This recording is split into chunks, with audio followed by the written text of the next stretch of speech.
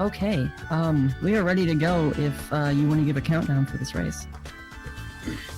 Okay, TS, are you ready? I'm more than ready. Okay, hey everybody, I'm Jaxler, And I'm tedious.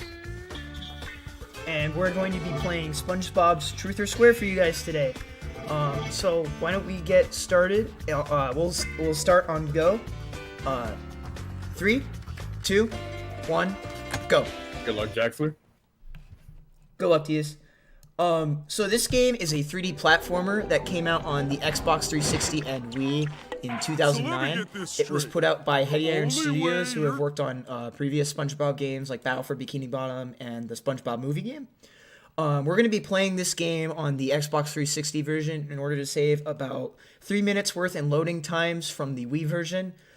Playing on the Xbox 360 version also gives us 60 FPS over 30 and a distinct lack of motion controls.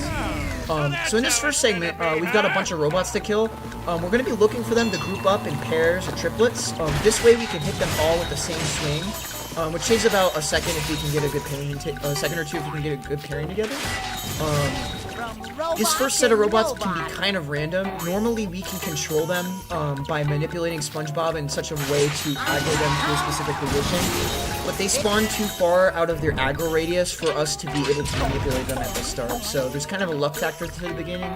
I got a decent pattern, but not the greatest thing. Mine was pretty bad. Yeah, I'm not surprised. Those early robots can be absolutely brutal. So this next set of robots, we just walk straight forward, and for whatever reason, that works as a setup for a couple of these doubles. This one in the back can be kind of inconsistent, but most of the time it works if you just take a straight line. We're going to be taking a small shortcut up this cliff, and that's going to let us reach this last robot. And then we're going to set up for a trick called Tiki Jump. Normally there's a button that we have to push, and it's really slow. That one that just opened right there. So we're going to do a precise jump off of this Tiki, and it gets us to the a ledge that extends past the fence. That lets us get the whole little section right here. Bouncy, bouncy, bouncy.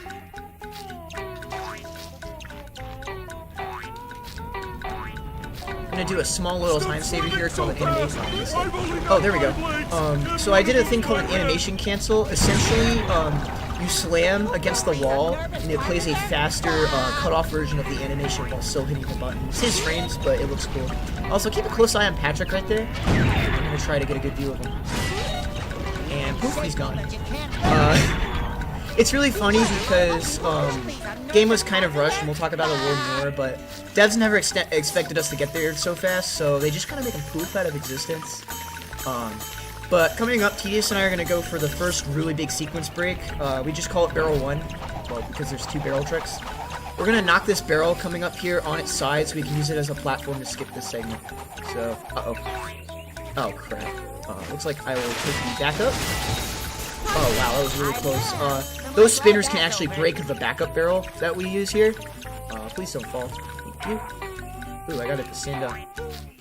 And we use the barrel to get over the ledge there. So, I had a kind of slow barrel one because mine fell, but I managed to recover it.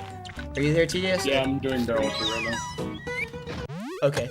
So I'm coming up on barrel 2 as well. Essentially for this trick, we're trying to get the barrel standing upright, which is easier said than done.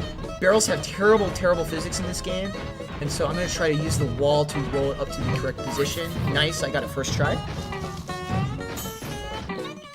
And then, small little thing coming up right here, there's this sort of corkscrew-shaped slide where if we jump along the rail, it actually serves as an out-of-bounds thing that lets us jump to a later part of that track. It takes about 10 seconds. So, this fight is pseudo-random. We're going to try to do a specific setup to get the robots in a favorable position to spawn in. There's 2 main pillars to this fight. One is that there can only be 5 robots on the field at any one time. And we're also going to try to, also they can spawn weird, and there's some other rules that are kind of hard to explain that go along with the fight.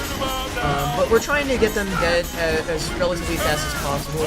Part of being really good at this fight is sort of reacting to the pattern that you get. and sort of knowing how to optimally play each pattern. That's just something that sort of comes with experience.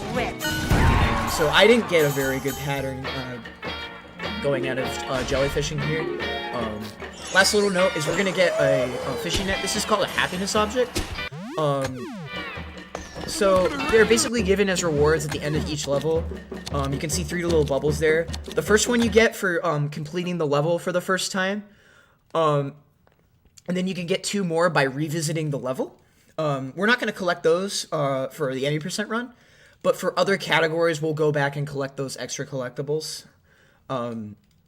So, yeah, the key thing to know is that when you collect the object, that's what signals the end of the level trigger. So that fact is going to be really important when it comes to some of the skips that we're going to be performing later. Another thing to know. Oh, yeah, go ahead. You see on the loading screens, there's trivia. On the Xbox 360 version, you can actually choose when to reveal the answer, and you want to mash that button because as soon as you do that, you're shortening the load. Yeah, by like 5 seconds per load. It's crazy. So coming up right here, I'm gonna be quiet while I go for a really hard strat called Hammer Boost. Hopefully I'll be able to get it. I might have to abort if I take too much damage going for it. Nice, I got it first try. Okay, so how that skip works is that when the robot takes a swing, his hitbox extends slightly upward. And so what you can do is you can time it so Spongebob jumps above his head right as he swings. And that will cause Spongebob to pop up over certain ledges. And you can use that to your advantage to skip some fights, although it's only really used in that application. Really happy that I got that trick. Very, very scary trick. Very big reset point for top level play. Yeah, as you guys saw, I did not go for it. It's not in my route. Yeah. Can you explain spin boosting real quick? Yeah, I just did one right there. So, spin boosting is using your spin attack against an enemy spin attack, and what you're doing is you're carrying vertical momentum into a spin, and when you spin into another enemy that's spinning, the game will naturally push you back from them, like a sort of a repellent. Jumping turns that repellent vertical, and it gives you a lot of height in the air, but it trades off a lot of horizontal. You can't really go far with it. Yeah, so we're also gonna... Oh, I lost buff. Alright, improvise. That's a little awkward. Okay, not too big of a deal. So you just saw me lose buff, so let's explain what buff does. So buff gives you double damage. Oh, I lost it again. Oh, this is embarrassing. Okay. I'm losing a lot of time here. That's awkward. So, like you can see, taking damage once in buff form will cause you to lose it instantly. And what buff does is it gives you a higher movement, general walk speed. Okay, there we go. That was a little awkward. It gives you a higher movement speed, and it doubles the damage of all your attacks, but if you take a hit once, you lose it. So part of the skill in this run is maintaining your buff, because you can do this upspin movement as well, which is faster even than the increased movement speed, because I think the spin actually gives you extra speed and horizontal distance, so it's really fast. Did a small trick there called a momentum boost, probably not really noticeable, but we'll talk about it a little bit more when we get to the fry cook level, which you'll see in a sec, or in a couple levels.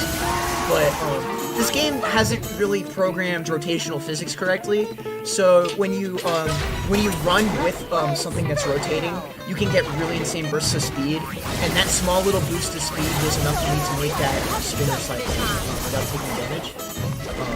Going to be coming up to another really tough spin boost right here. This one requires a specific amount of height. I'm actually standing where I am because it tricks the robot into not spawning for some reason. Nice, I got it first try. Okay. That spin boost can be really scary because if you don't get it first try, you can very quickly be overwhelmed with enemies. Where are you at right now, T? We're above you. Okay, that makes sense. I lost a lot of time to getting overwhelmed. So I did another animation cancel on the fence there just to start walking a little bit faster. Gonna go for a swag strat called Gate Skip. Oh, I missed it. That only saves a second. You can just jump right over the fence if you get a good jump. I'm playing a little nervous right now, which is not the biggest deal. So normally these flowers will eat you, but if you stand in the right spot, their hitbox is so small that they'll just never hurt you. And one last spin boost will close it off. Okay, good. So what we really wanted to have buff for was this mini boss coming up. It will, as you will see, allow us to get a 3 cycle. So, TVC, you want to explain how that works? Well, it gives us the 2 cycle. Oh, 2 cycle. I'm sorry, I misspoke. Yeah. So this boss fight has 2 different like cycles of attack. One of them it rotates its blades around, and that attack persists until it hits a wall. So you want to bait it into the walls as closely as you can, and you want to do it up here first because that's going to set it up. Yeah, I'm also going to be, I just killed the boss. I'm going to stand right where the chest for the happiness object is going to spawn. If I stand in the right spot, it will pick up the object. Oh, I missed it. You can actually pick up the object like the first frame you gain control over Spongebob, and you can save like 5 seconds. But I unfortunately mispositioned myself, so... Yeah, that's going to be the end of Kelp 1, grabbing another happiness object. Did you just finish, or are you... I'm in the cutscene right now. Oh, okay, cool. I think you're like 10 seconds behind me right now. I grabbed it. Cool. Alright. So, now we're coming into the first boss fight of the run, which is Roboplankton. You mean Robot Patrick? So there's... Oh my gosh. I'm sorry. I'll take it easy. I'm all over the place right now. But, so Robopatrick, I'm thinking about Roboplankton because I'm scared about Roboplankton later. Oh, yeah. But, so Robopatrick is a relatively simple fight. The same principle applies where we're going to try to carry the buff power up throughout the majority, or basically throughout the whole fight, and try not to take damage. Most of this is just optimizing our attacks on Robopat, as this is a 3-phase fight. And there's also going to be 2 waves of robots that spawn in. So we're going to be trying to position ourselves to get those kills quick. But there's not really... Yeah, but there's not too much to talk about right now, so Ali, if you have any messages you would like to read, now is a great time. I do, actually. I have $30 from Poppy that says, Spazer, :P. And then we have $100 from Sephi that says, give me your favorite SpongeBob lines. Also, Spazer. My favorite SpongeBob line? A lot of them are from this game, actually. One of my favorites is, stop going so fast. I've only got 5 legs, and one of them's my head. That's when Patrick is holding on to I thought you were going to like choose a jar. Jiggly Handle. I wasn't gonna spoil. Oh, you spoiled it. Oh, okay. All right. That's gonna. We'll point that out. That's a really funny line that comes from Mr. Krabs after this level. It's a really important part of the run. Yeah, it's kind of a cultural tradition among Truth and Square runners to at least shout it out. But if you have real flash, you just imitate the... Yeah. So I just got the kill on Robopat, so he's gonna cry like a baby. I find that really funny. My favorite SpongeBob line comes from the SpongeBob SquarePants movie video game. It's vacuuming up manliness. In the corner. I'm also a big fan of I Can't See My Forehead. That's a classic. Something that can happen here, knowing me, it's probably going to happen to me, but for some reason, this loading screen in particular, on my screen, I'm Jaxler, this screen will sometimes just load for an extra 20... Oh, I got the fast load, cool. It'll just stall there for 20 seconds, it's kind of dumb. Alright, here's the line I was talking about. Jiggle me handle, SpongeBob! Are you starting to Jiggle me handle, SpongeBob. Alright, now I have to give it my best one when I get there. Yeah, the reason why that's so funny is that we, because, for whatever reason, Mr. Krabs' voice actor is really expensive to hire, so, they had to, hire a replacement, and it sounds really bad, but... Can I say something about that? Battle for Bikini... Yeah, sure. So when I was doing research into this game to try to get, actually get, like, voice actors from this game and or SpongeBob for this marathon, which I really know didn't happen, Mr. Krabs in this, if I remember correctly, is voiced by the person who voices Man Ray. Really? I did not know that. Okay, I'm a bad fan. Big fan. Big fan. So real quick, I got an item called the Cannon Shot, or an ability called Cannon Shot. That's like the last major ability we're gonna pick up in this run. They give it to us automatically. Cannon Shot allows us to hit these switches that are just required to progress the level. In some of the other categories, and you may end up seeing it if I have to do backup strats in the final boss fight, it's probably SpongeBob's most effective form of damage output because it activates really fast, and you have very little cooldown, so it's also very safe because you can sort of spam it from a distance and not worry too much about getting hit. So I really like using that move in some of the other categories where there's mob fights where you don't get to use the buff power up until later. So it does have a lot of utility, but you won't see too much of that in this category. Coming up is sort of the gauntlet of this level, like 3 or 4 tricks all in a row that are really hard. So I'm going to jump to this dock early, and then jump around the side of it. That actually lets me skip a cutscene. Then I'm going to set up for a trick called the propeller jump, where I stand on this piece of coral, and then I jump off of these. Oh, I missed it. Okay. Those propellers have really small hitboxes, and like I said, the rotational physics are really bad in this game. There we go. This should work. Nice. And so that's gonna give me enough height to go over an invisible wall, which lets me just skip a minute's worth of annoying puzzle segments, which aren't the most enjoyable thing in the world. Not much of a puzzle. Coming up is another, is a 7-second time saver found by a guy named Zoozer a couple months ago. So this rock over here has an invisible wall instead of actual, like, collision geometry.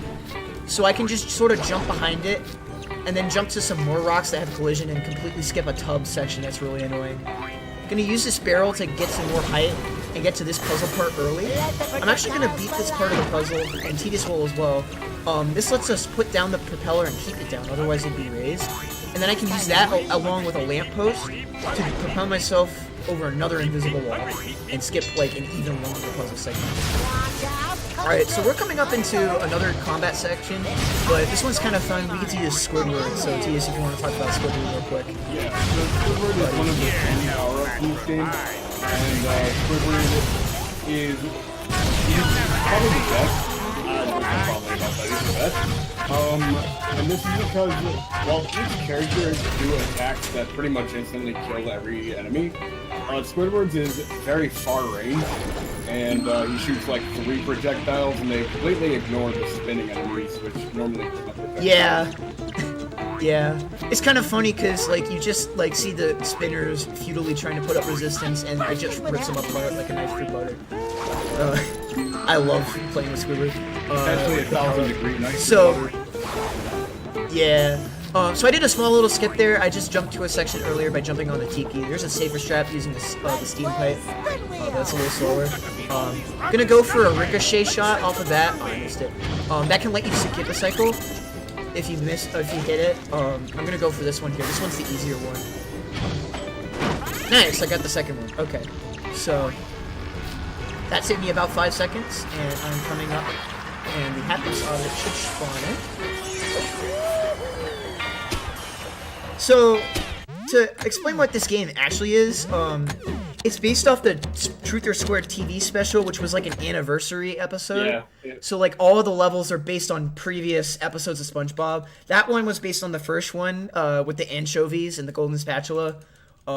This next one is based on the Christmas special, but it takes place in the freezer, which is kind of interesting. Yeah, I actually explained to you today why it's in the freezer.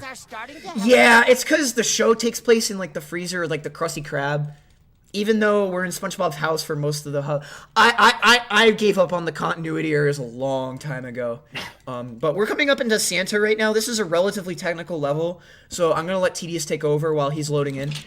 Okay, so what you're gonna see him doing Santa is he's gonna use these ice blocks to get on top of these steam dispensers, and then he's gonna use those to get out of bounds because walls are an option in this game. and Yeah, they're near suggestion. and he's gonna be able to pass through a wall and then use that to get out of bounds. He's gonna walk across the seam of the level and then jump down below where he spawns. There's gonna be the happiness objects, and he's gonna grab the one that ends the level. Yeah, so the game puts those objects out of bounds because it's easier on processing and preventing lag spikes to move objects around instead of spawn them in instantly. That's just from a code standpoint. So they leave them out of bounds intentionally. And so we can actually just touch the object, and that tricks the game into loading the end title card of the level.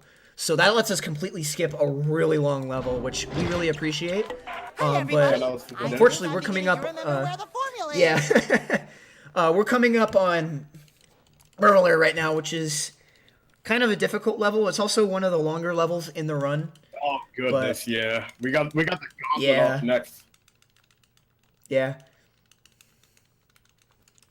I joke about everyone getting free golds here because everyone resets before coming here. So, alright, so I'm gonna jump off a rock, and then I'm gonna jump through a suggestion of a wall, and that's Murmler. Suggestion of a wall. Well, there's no wall there. It's just. I mean, you're right. It's a consideration. So for whatever reason, there is a trigger behind the door that acts as a happiness object in some ways. In some ways, it doesn't, and it triggers the level to end. On the IL leaderboards, I think myself and another runner, Sandman Fan, have a tied IL time of 9 seconds for that level. It's kind of ridiculous. So I'm actually gonna go back here, and you guys, if you guys were confused as to why this estimate was so short, you're about to see why. Essentially, what we're gonna do is we're gonna repeat the same glitch another 5 times or so, and that sounds awful. But what this actually lets us do is it activates a glitch, which essentially every time we hit this trigger or a similar happiness object, it tricks the game into adding 1 to a value in memory that controls what the game considers to be the amount of levels that have been completed, or it basically tracks your story progress. So by repeating this glitch over and over, we can essentially trick the game into thinking that we've beaten levels that we haven't. So essentially, what we're going to do is continue to do this, and we're going to skip all of Murmler, which actually is a pretty long level. We're going to skip a boss fight, and then 2 of the longest levels in, like, the entire game. So we estimate that the run length would be double of its size if it were not for this trick being discovered. Speaking of it... Yeah, it feels like triple run. So speaking of this trick, we're going to take this time to shout out some people. The one that comes to mind is Cole. He actually discovered not only this trick, but also nearly every other strat or trick that is in this run is basically attributed to Cole. He's considered like one of the, if not the godfather of modern SpongeBob speedrunning. Without him, none of us would be doing this right now, playing for you Cole guys. found the game. So huge shoutouts to Cole. Yeah, Cole found the game. We have a running gag where if someone finds a new glitch, some people will automatically assume that Cole found it like 3 years ago and it's just buried somewhere in his YouTube playlists. We'd also like to give a shout out to Sandman Fan. He's the current second placeholder, but was former world record holder until I snatched it out of his hands. He's a super nice guy. Has been really helping to push the meta down further and really make this the optimized speed game that it's become. Without him, I don't think I would have ever gotten into this game, just because his time just looked so sick, and I just really wanted to be the first person to bop him in like 6 to 8 months at the time. So huge shout outs to him. Lastly, we're gonna shout out. Oh, what? Jaxler was a real one before he got that world record, but now he's but now he's a jerk and everyone loves him. Yeah. I'm like the character in the movie that all the audience hates, but like is subversively like the nice person to everyone in the movie. I don't know. I'm trying to be funny. Lastly, I'm gonna shout out another runner named Jack. He's a super nice dude. Just like Mermaid Man and He's Waterfall. appeared. He's super chill. Fun to play races against. I don't think we've actually raced, but we should sometime. He's a really nice he's a really nice community member. He's done a lot for getting the word out to other members in the SpongeBob community who have otherwise kind of looked the other way when it comes to this game. And I think he's been a really positive influence in promoting the game. So, yeah. So we also, So shout outs to him. The formula is... Going to briefly talk about the final boss. Not too much to talk about.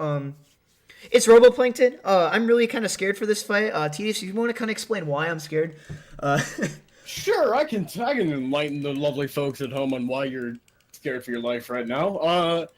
The final boss of this game is Roboplankton, and this boss fight has 3 phases, and each of those phases have 3 phases.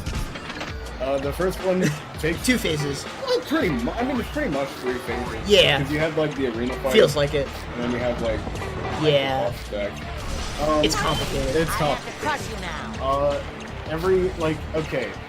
So the first phase of every cycle is running side-scrolling in downtown, and you just kind of have these robots to fight, and then you get to the end of the line, and when you're done with the boss attacking you, that's when you can use the thumb watch to go inside of the robot. And you're gonna fight more robot hordes in there, and then you're gonna get the opportunity to attack the Here, robot my people. mighty You hammer. do that 3 times. Yeah, so, not too much going on.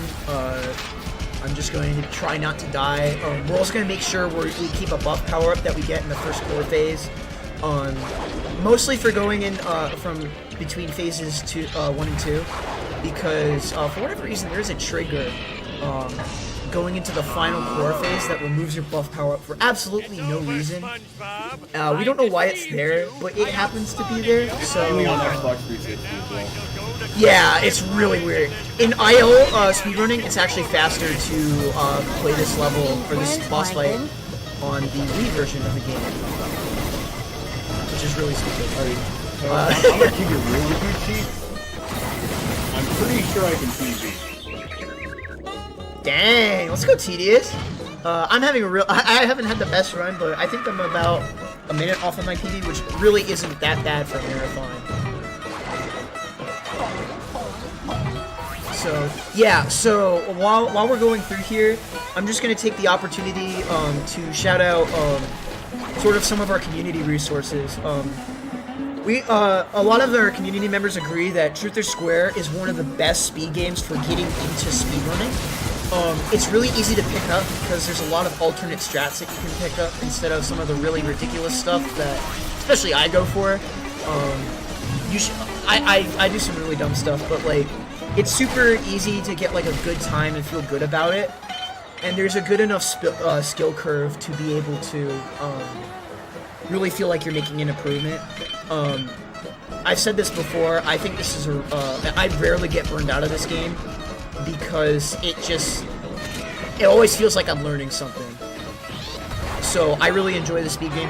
If the Murmur Glitch's repetition doesn't strike your fancy, we would also consider the All Happiness Objects category that we briefly mentioned to be probably the best category for this game. Not only do you get to do all the stuff you do in 8%, but you get to see a lot more levels, a lot more broken tricks, and you still get to do a variant of the Murmur glitch. What we do. So it's a taste of everything that this game has to offer. So if any of this sounds enticing, we have a great set of resources for learning this game. If you go to speedrun.com/SBTOS, that's SB as in Spongebob, TOS as in Truth or Square, you can find our leaderboard page. On the leaderboard page, we have a link to our Discord group.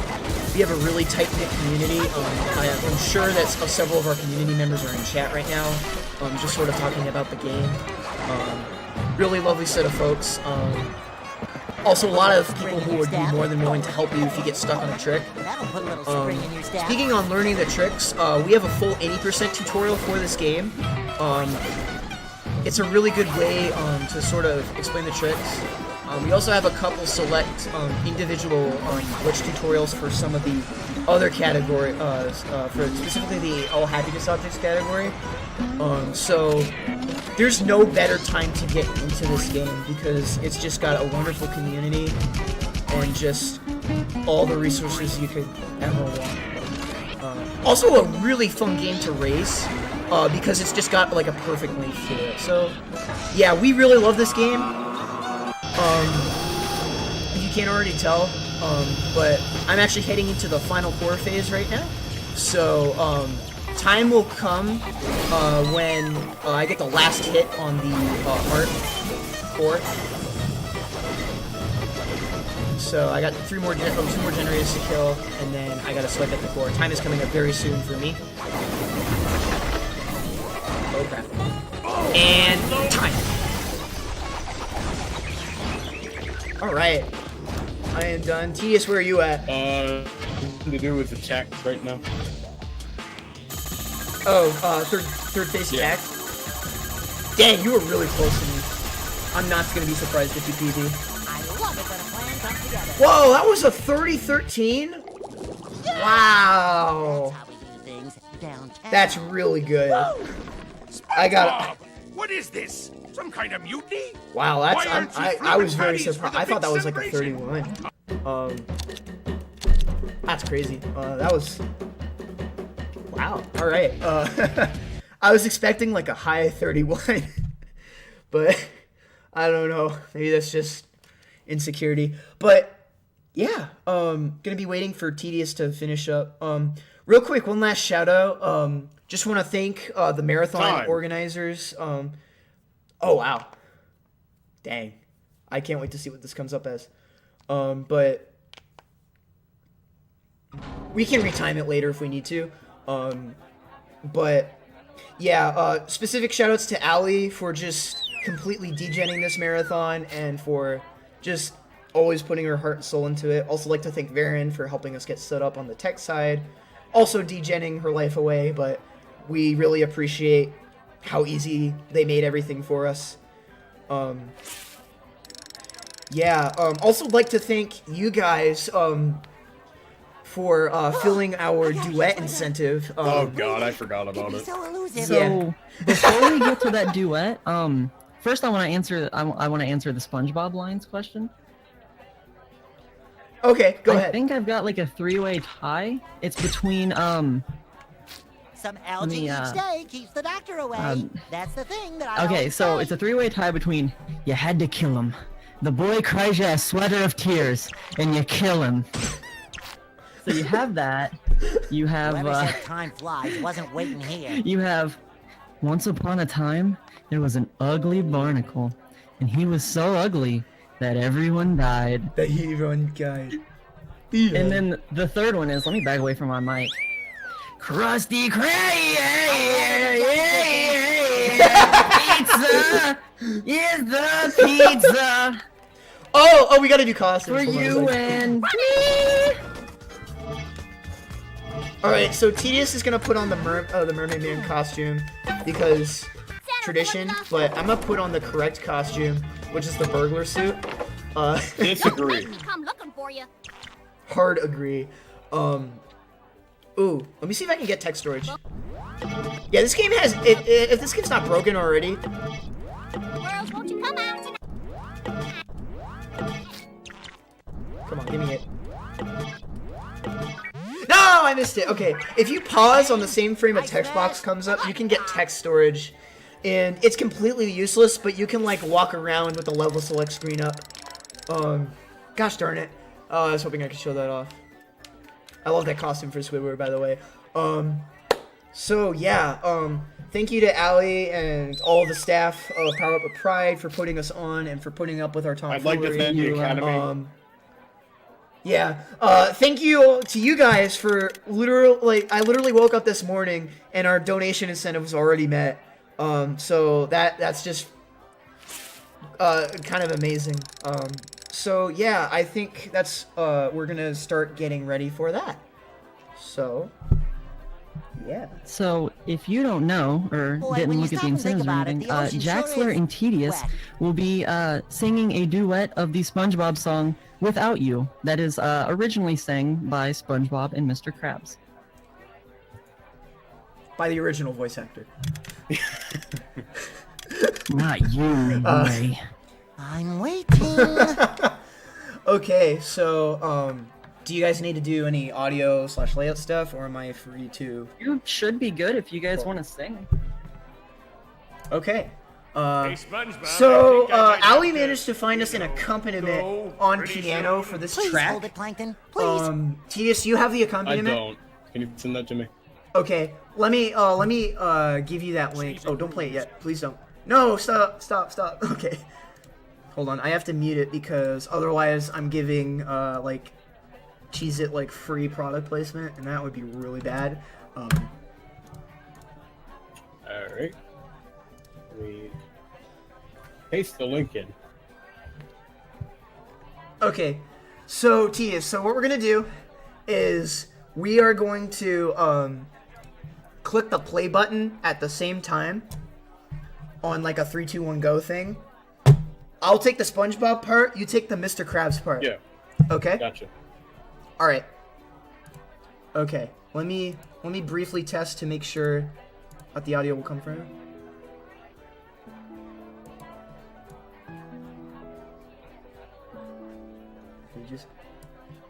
Okay. This is gonna be a complete train wreck. I hope you guys are satisfied. Okay, Tedious, are you I'm ready? ready. Okay. 3, 2, 1, play.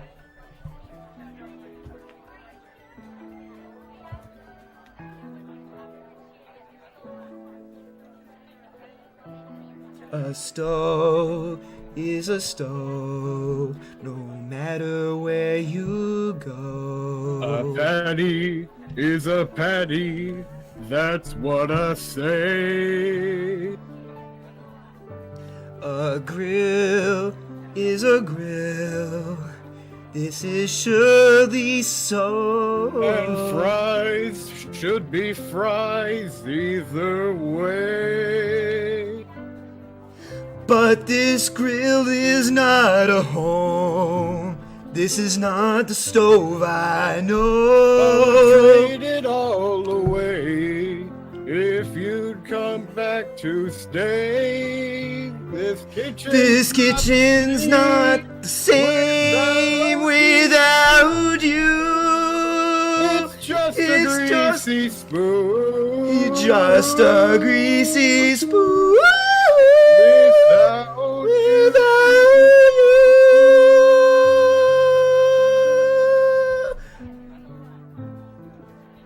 That was absolutely wonderful.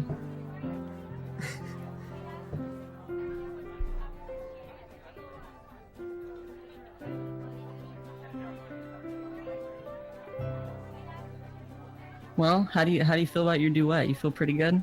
I'm glad that's on the internet I- forever. That was wonderful. Oh man, I felt so bad for the delay. But thank you guys so much for literally throwing $400 at us to make such a train wreck. That's going to be all for us tonight. Coming up next is I Have No Mouth and I Must Scream. Please stay tuned for that run. I'm sure it'll be really sick. Never seen it before, but I'm excited. That's going to be it for us, guys. Thank you for having us. If you guys want to see more of what we do, you can find me on Twitch at Jaxler1, and you can find Tedious as just Tedious on Twitch. So yeah, thank you guys, and thank you, Ali.